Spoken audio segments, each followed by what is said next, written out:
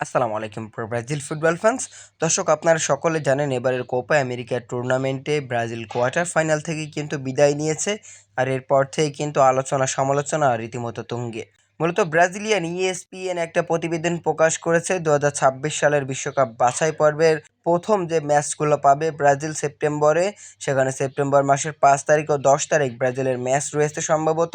এই দুটো ম্যাচের সময় কিন্তু ব্রাজিলিয়ান তারকা ফুটবলার নেইমার জুনিয়র এখনও থাকবেন না।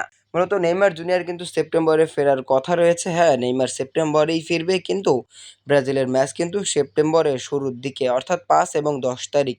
কিন্তু নেইমার জুনিয়র ফেরার কথা রয়েছে সেপ্টেম্বরের শেষের দিকে অথবা অক্টোবরের শুরুর দিকে। অর্থাৎ এখানে স্পষ্ট করে দিয়েছে ইএসপিএন ব্রাজিল, তারা কিন্তু একটা প্রতিবেদনে প্রকাশ করেছে। শুধু ইএসপিএন নয়, আরও একাধিক গণমাধ্যম কিন্তু প্রকাশ করেছে যে নেইমার জুনিয়র সেপ্টেম্বরে যে ব্রাজিল দুটি বিশ্বকাপ বাছাই পর্বের ম্যাচ খেলবে, সেখানে কিন্তু নেইমার জুনিয়র থাকবে না।